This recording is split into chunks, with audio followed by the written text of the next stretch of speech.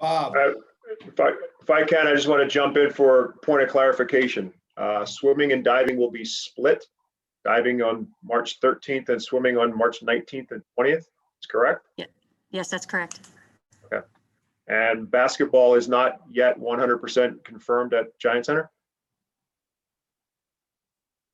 Yes, it is so far, Bob. There's no change in basketball dates.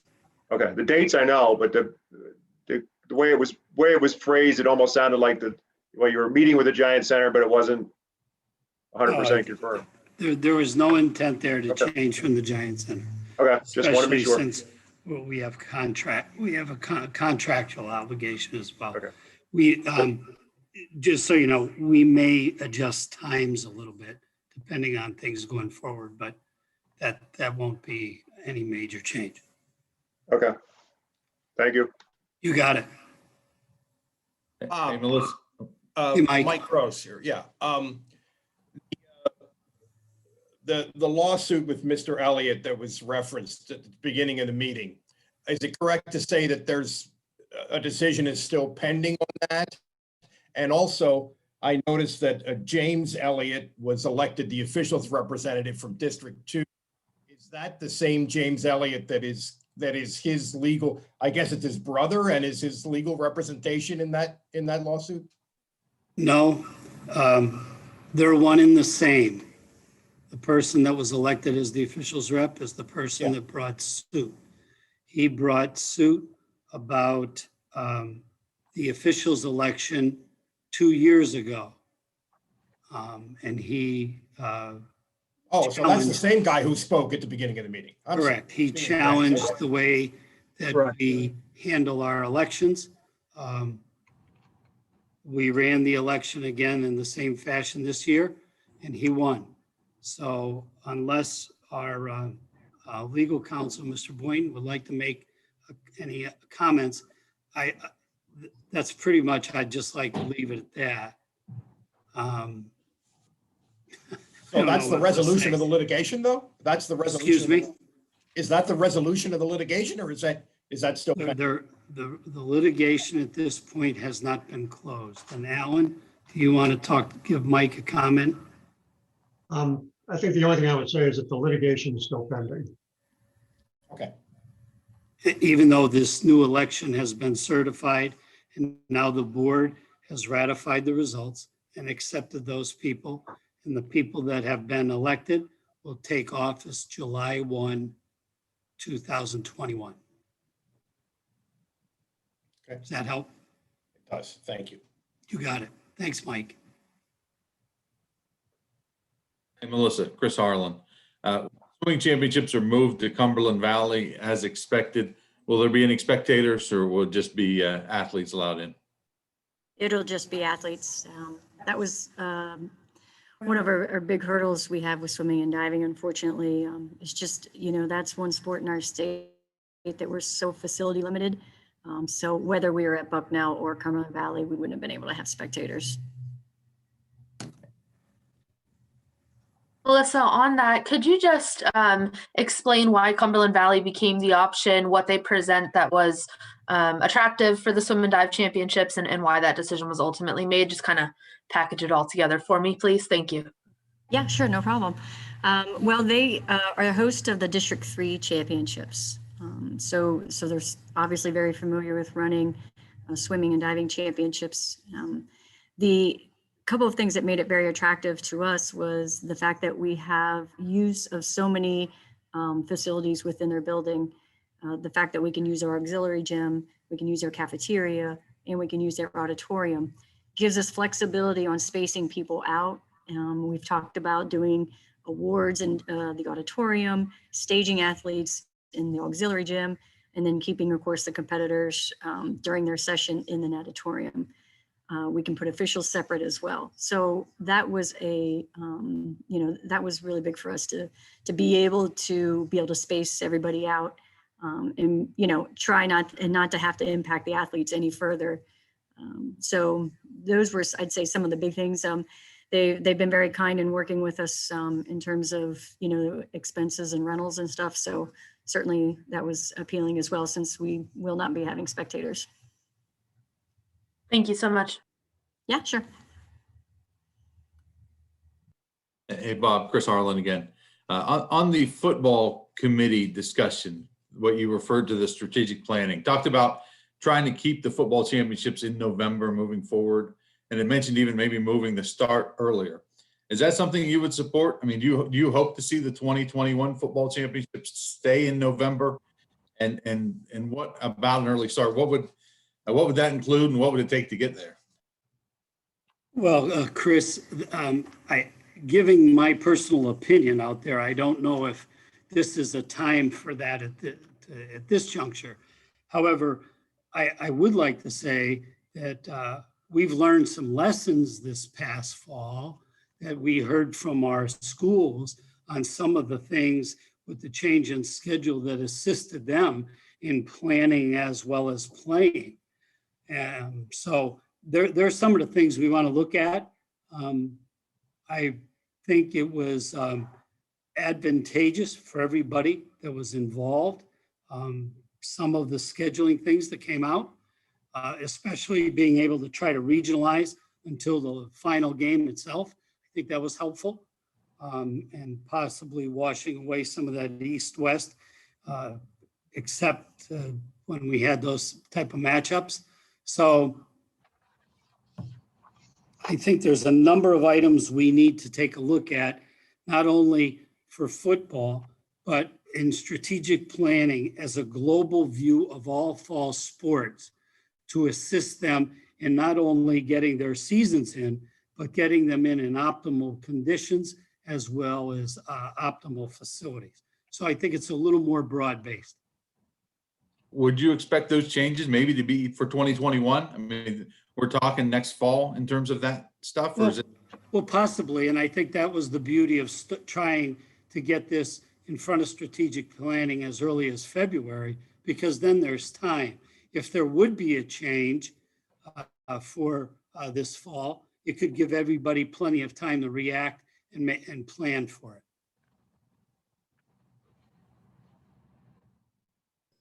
Bob Thanks, Chris. Greenberg. Hey, Bob. There's been obviously a lot of discussion today about masks, and there's some confusion. You have the officials, you have coaches, you have players. Can you, I guess, spell out the PIAA's position right now on the masks guidelines and how that will be addressed come playoff time?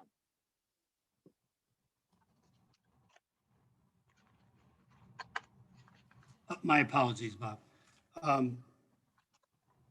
I think there's two separate questions there. One, our position is right now, our policy mirrors the order from the administration and the Department of Health.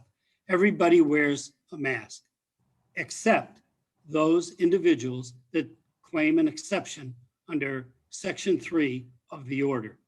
That is an individualized assessment done at each individual school. That's the way the order is written, and we're following it. What has me concerned is some places are going out and saying that we're doing this and we're doing that, and that's the way it is. And that does not follow the order. The order says masks will be worn.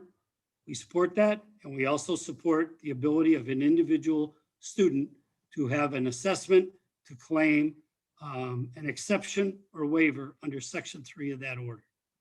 The second part of that, come postseason, we have a little time to work through that. There's some other items that we're working on in that, but as we state today on January 27th, we will be following the order as we move through playoffs. Dr. Lombardi, is it fair to say that there's part of the concern when we get to state tournaments is that schools who require mask wearing, if they come up against a school who doesn't require it, that there have been instances of forfeiting or canceling games or things like that? Is that the concern, that there might be schools on opposite sides of the spectrum? Yes, Allie, that's very well said. And yes, we don't want to put anyone in a compromising position that they may have to make a decision that is contrary to having fair and equal competition. So there are some of the things that we're trying to vet, along with get more information from the administration on that. Obviously, you see things change almost weekly. So we'll see, we still have some time to go yet. So we're going to work on that as we move forward and we get closer to playoff. But right now, we're following the order as listed because that's the law. Hey, Dr. Lombardi, I got a follow up to that. Anecdotally, have you heard from any schools or any districts that there has been any transmission between players, whether they were wearing the mask correctly or not? Joel, thank you for that question. I have not been informed of one team to team or player to player transmission at this time. Bob Greenberg, if you're still on the call, you were kind enough to share with me an incident where an official fainted from wearing the mask because he was not used to it. And part of the problem that we're hearing from schools is not the wearing of the mask. It's when the wearing of the mask and through aspiration of breathing and perspiration of exercise, it gets wet. And then it causes a different problem of wearing the mask in a vacuum where there is no issue. So Joel, in answer to your question, I don't know if Bob Greenberg has any other more anecdotal information. I did ask Bob if he had stuff to get it to me, because I can try to forward that over to the Department of Health and say, hey, look, here's some of the issues we're having. Nobody does not want to wear a mask. That's not the issue here. We're all in compliance. We're all in. It's just the people on the competition surface, as illustrated for the exception for the people in the pool, makes sense. And they also gave an illustration of a football player with the mask and then a mouthpiece, makes sense. Well, maybe on the competition surface, like you're seeing at other levels of competition, may make some sense too. But that's not where we are yet, but hopefully we can get there. Dr. Lombardi, we're talking about one official maybe who passed out from wearing the mask, not being used to it.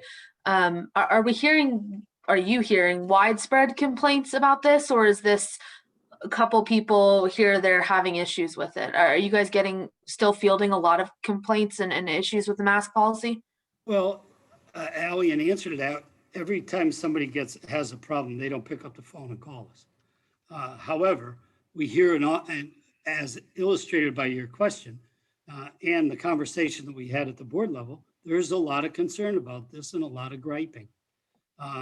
There's no doubt there's a lot of griping. You hear it as well as we do. However, I have heard from school basketball teams that they said wearing the mask when they took it off, they felt lightheaded and went home with headaches.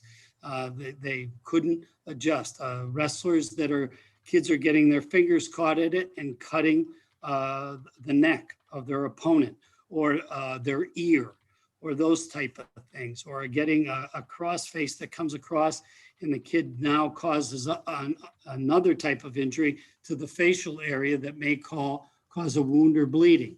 So there's a whole myriad of things that you're hearing locally that may not rise to our level, but that doesn't mean that they're not out there. And we're trying to monitor them we want to keep everybody safe. And that's why we're not opposed to the mask rule. We just want to do it at the optimum level to make sure that everyone is safe. Dr. Lombardi, just if I could follow up to your answer to Bob about the PIAA's mask policy as a whole. Obviously, like you said, you mirror the policy of the governor's office. You support wearing masks.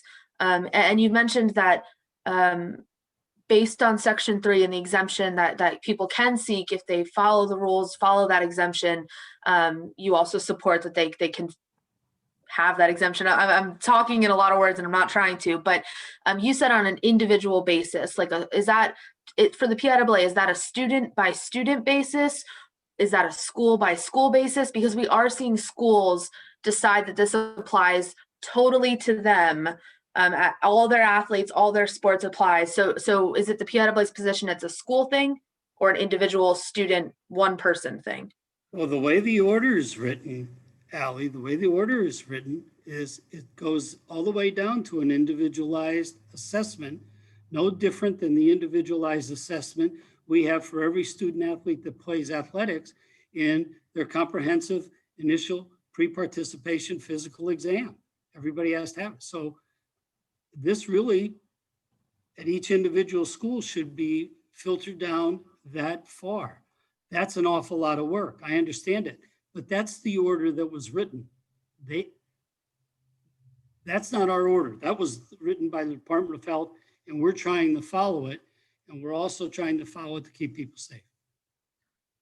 Bob, I spoke to the Department of Health earlier this week, and they said there's nothing in the guidance that gives anyone an exception under athletics. So basketball and wrestling is what they're specifically speaking about.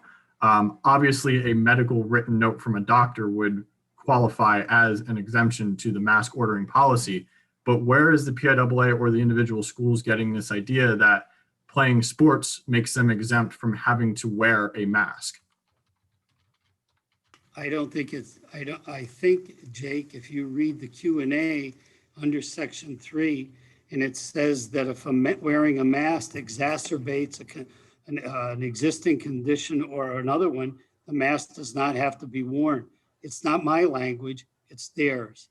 So if they're giving you a different interpretation than what's in the language, then they need to clarify it for everyone.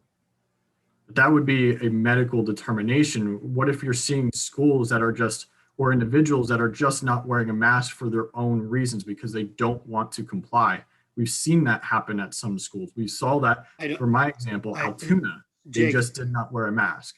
Jake, that doesn't work that way. A student can't just decide I'm not wearing it tonight, because the school policy will dictate what they wear and what they don't wear unless they have an individualized assessment that may come from their local doctor or their parents.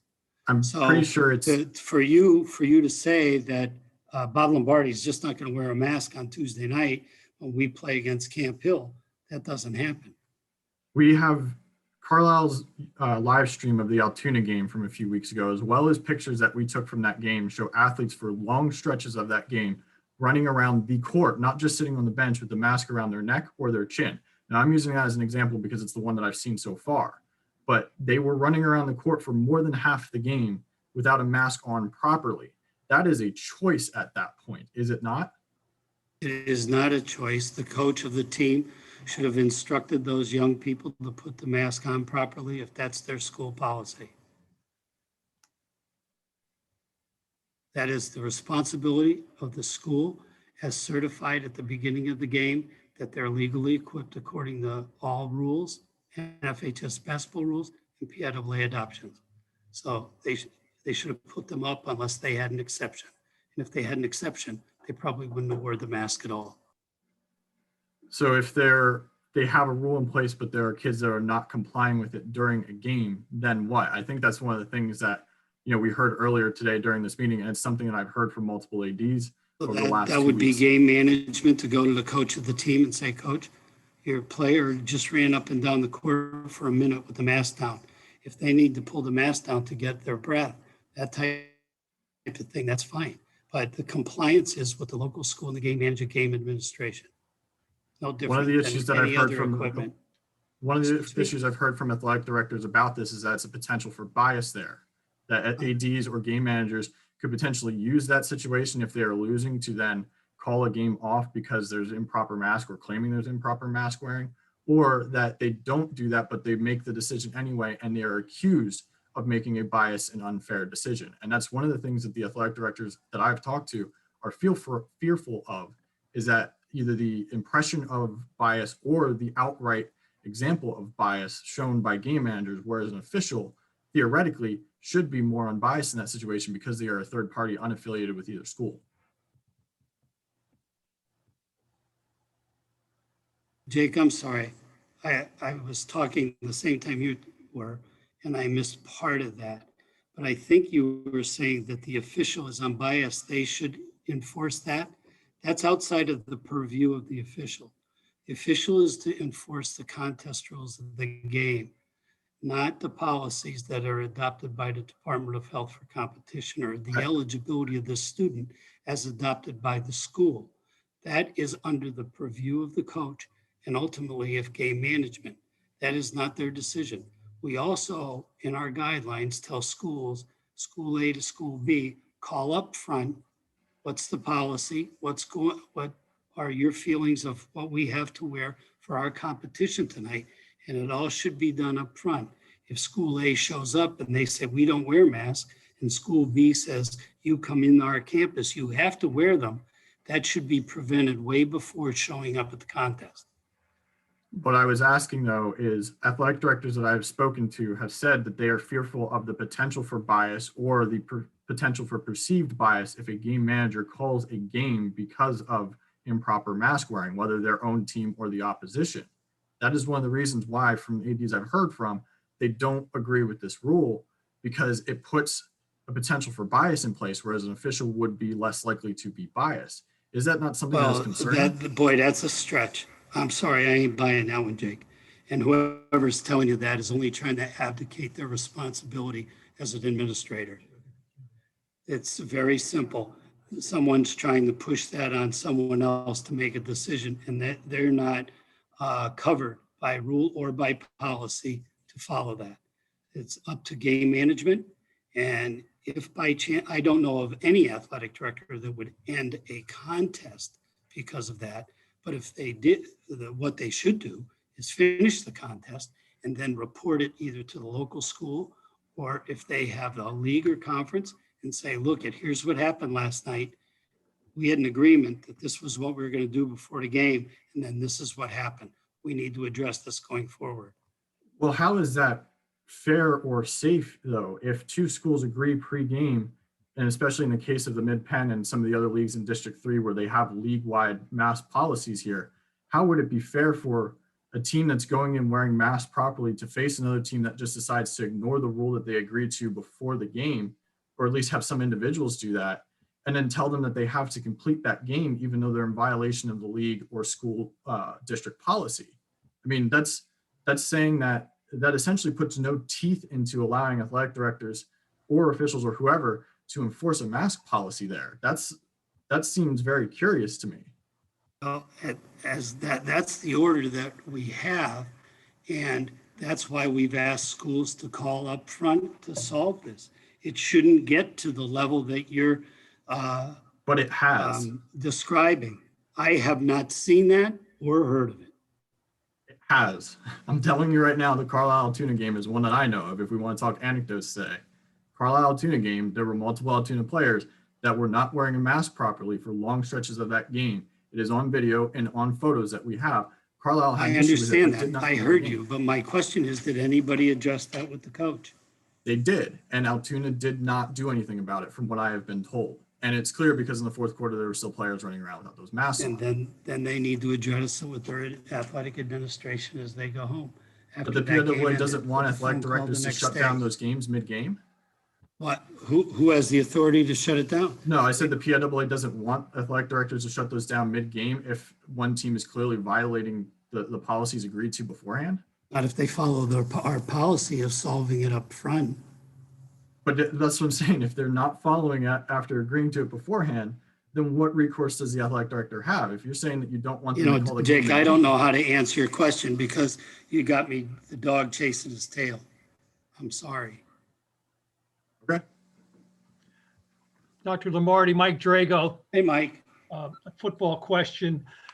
In order to get the championships done before Thanksgiving, when would you have to start the season, and when would you have to start practice?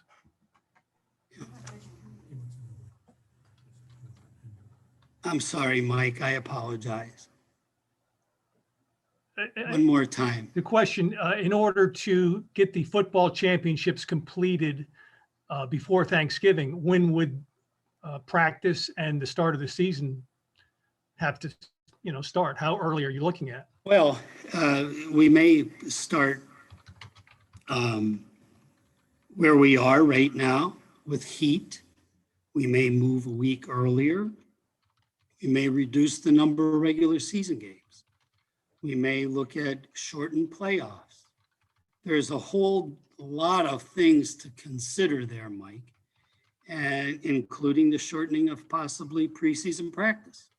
So I can't answer your question today. That's really for the committee to, get it into the laboratory and have some discussion back and forth. There's a whole lot of possibilities. But as you've seen this year, we finished on Thanksgiving. And for the most part, the people that started on the first play date had a full season in. I think 13 games maybe. So And you said earlier, I believe you said earlier that this is still in play for the 2021 season? it could be considered. It's up to the board and how they handle that. Sometimes when we make changes, we sometimes don't do them in cycle. Sometimes we wait till the next cycle. But that's all discussion. You're asking me to look in the crystal ball and I don't have any answer for you.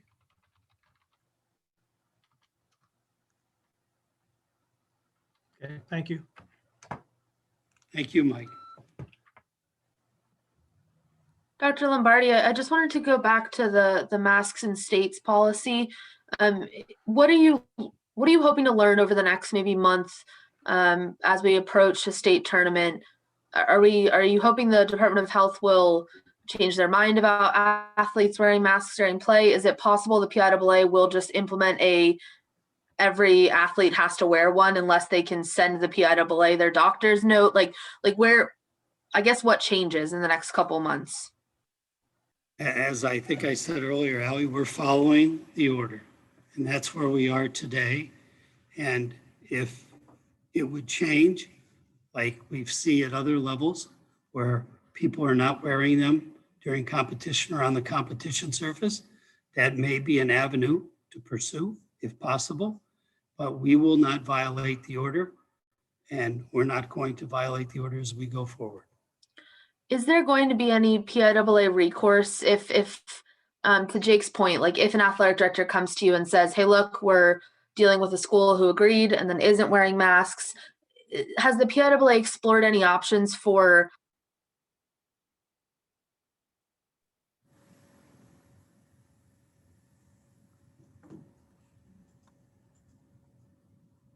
Ellie, I heard you as far as has PIAA, and then you went into cyberspace. Well, there we go. My Zoom cut me off. Okay, let's try this again.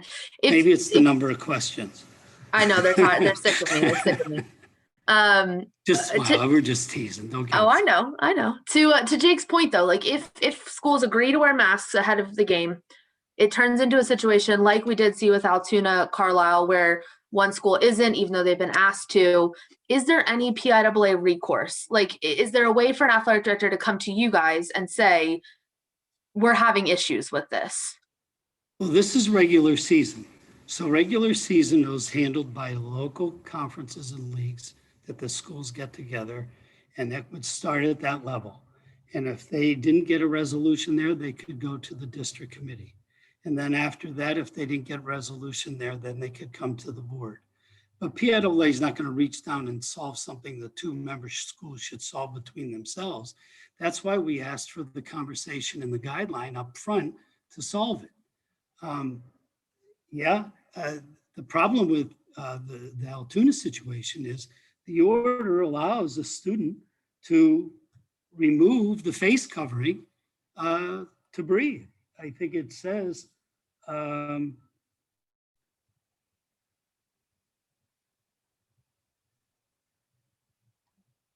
wearing a mask with these type of protectors is not safe, makes it hard to breathe. Order also indicates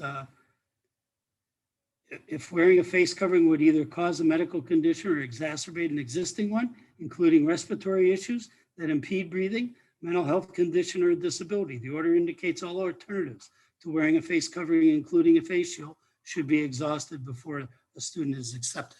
Well, you can't wear a face shield playing basketball. It's contrary to the rule. So the rules of the game. So I hope that more situations don't come up like Altoona. That's the only one that I have heard out of I'll take your illustration, out of thousands and thousands of games, we only heard one that seems to be an issue. It seems to be an issue at Carlisle and maybe Jake, but Again, I think if the athletic administration says, hey, folks, this is what happened in our place, we need to come to a resolution with that when you folks come here. For the most part, our AEDs do a terrific job working things out between this competition between the schools.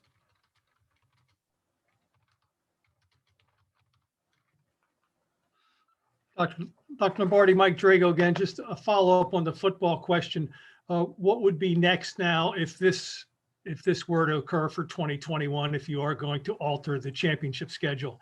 What has to happen? And give me a little Okay, well, what we would do, Mike, is let's just say let's put it on a fast track just for giggles and grins. The strategic plan committee meets and they come up with this terrific idea that makes a heck of a lot of sense. Everybody goes, man, that's a heck of an idea. Let's do that. So it would go in front of the board at the next board meeting of February 17th. And the board goes, you know what? This is a pretty good idea. Let's get it out to the membership. So they would pass it on a first reading basis. And then the board would either put it through a 3 reading protocol or a suspended protocol to get it out to the schools to see if that's something that they would like to do. If this is the idea of ideas, the Cadillac of the best, and then would like to implement it this fall. If that answer becomes yes from all the constituencies that sit on the board, and that's something that possibly could be implemented come August. And then what would happen was be part of that Cadillac proposal would be a schedule of events, starting a practice date, first competition date, first scrimmage date, first play date, all those type of things going through, and when the regular season deadline, district deadline, and championship date would be set. Does that make sense to you? Yeah, understand. Gotcha. We good? Yeah, what are the, I know you're going to love this question, That's the okay. chances of that happening and everything happening in time here for it to happen for 2021? Well, again, you're asking me to talk for 32 people. I mean, it's difficult, but I will say this, Mike. I think it's important that the board entertain the recommendation from the football committee to reconvene strategic plan to have this discussion, because obviously they're hearing all sides of chatter out there. And this has risen to the level of the locals that people say, you know what if? And I got to tell you, and Mike, you know this because you sat on these meetings for the last 9 months. The board has been very, very cognizant of trying to listen to what the membership is saying. And I think not everybody agrees with what the board does, or not everybody agrees with a decision that's made. That's democracy. But the simple fact is they've entertained an awful lot of stuff and have done a tremendous amount of great things for young people. As we've said in the past, get as much as we can, for as many as we can, for as long as we can. And I think this is part of that philosophy. Okay, Chris thank you. Harlan, one more question is, if it wanted to be for 2021, is it safe to say that decision would have to be made probably within the next month because of the planning that goes on at the district level and the scheduling? Or is that something that could stretch into the later in the year? What's your time frame on that? Well, I can't foresee a time frame, and I think to have something done in February for August may be a little premature. I do think it has some time to percolate. I think in most cases, maybe the end of the school year. I think if this was finalized at the last week of July for the first week of August would be too late. But I do think if something was done towards the end of the school year, it may be appropriate and may give people enough time to react. As we've learned, Chris, and you've seen this, there is always this position taken, well, we need to do this, we need time to do that, we need the time to do that. Well, that all went out the window last March 13th. And we started making things change and philosophies and decisions. And I think people that are sitting in those administrative seats need to be complimented because they, some of these things are difficult and maybe impact you locally in a negative fashion, but maybe globally good for the whole state. So I would say maybe not in February, but maybe before the end of the school year. Thanks, Chris.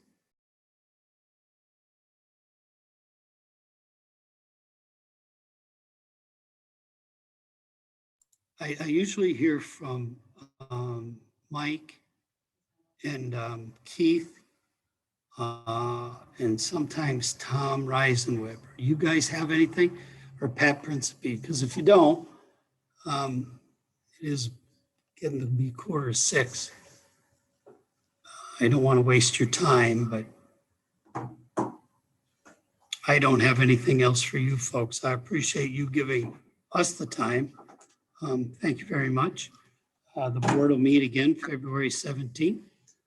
I look forward to seeing you folks at that time. And with that, I have nothing else. Thank you, everyone. Thank you, Doctor. Thank Thank you. you. Have a good night. Thanks, Bob. Bye, all.